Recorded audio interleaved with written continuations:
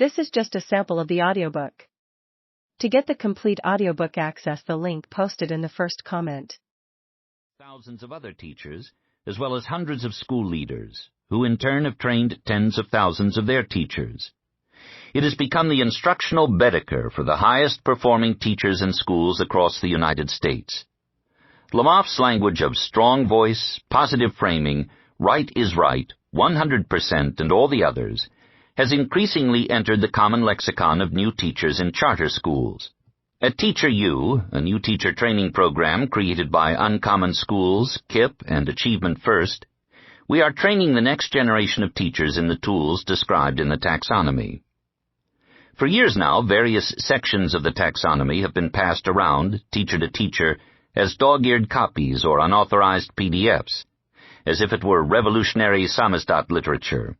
Many of us have been urging Lemov to publish the work and share it with the nation's 3 million teachers who will benefit from its insights. At long last, I am pleased to say, you are holding that book in your hands. Teach Like a Champion is essential reading for those who intend to make every moment count in their classrooms, who want to build a repertoire of skills that will help them lead all their students to meaningful achievement, who are all about getting down to the work of ensuring that demography is not destiny for our children and our nation. Unlike Madden, Lemov is more professor than football coach. He's not a loud or in-your-face personality. At the same time, his love of teachers and Madden-like enthusiasm for their teaching shine through every page in this book. He has given teachers a tremendous gift, a beautiful set of tools that they can use to become successful, assuming, of course, that they work relentlessly, at the world's greatest profession. Norman Atkins, founder and CEO of Teacher U, founder, former CEO, and board chair of Uncommon Schools, co-founder and former co-director of North Star Academy, former co-executive director of the Robin Hood Foundation. Dedication. For Mike and Penny Lemov, my first teachers. Introduction. The art of teaching and its tools. Great teaching is an art. In other arts, painting, sculpture, the writing of novels, great masters leverage a proficiency with basic tools to transform the rawest of material, stone, paper, ink, into the most valued assets in society. This alchemy is all the more astounding because the tools often appear unremarkable to others. Who would look at a chisel, a mallet, and a file and imagine them producing Michelangelo's David? Great art relies on the mastery and application of foundational skills, learned individually through diligent study. You learn to strike a chisel with a mallet. You refine the skill with time, learning at what angle to strike and how hard to drive the chisel. Years later, when and if your work makes it to a museum, observers will likely talk about what school of thought or theory it represents. They are far less likely to reflect on the degree to which proficiency with the chisel made the vision possible.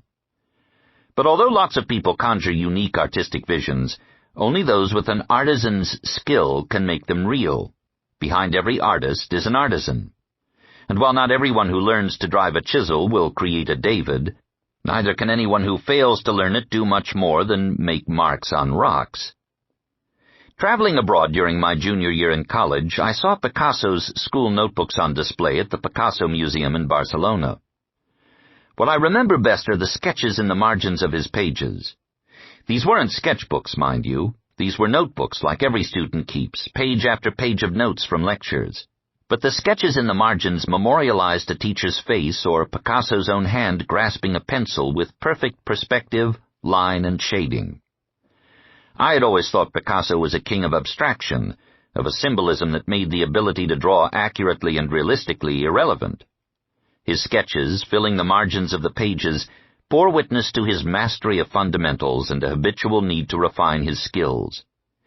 Even in the stray moments of his schooling, he was constantly honing the building blocks of his technique. He was an artisan first and then an artist, as the fact that he filled, by one count, 178 sketchbooks in his life further attests. Diligent mastery of the tools of the craft preceded and perhaps allowed what came after. This book is about the tools of the teaching craft. More specifically, it's about the tools necessary for success in the most important part of the field, teaching in public schools, primarily those in the inner city, that serve students born into poverty and, too often, to a rapidly closing window of opportunity. In these schools, the price of failure is high and the challenge is immense.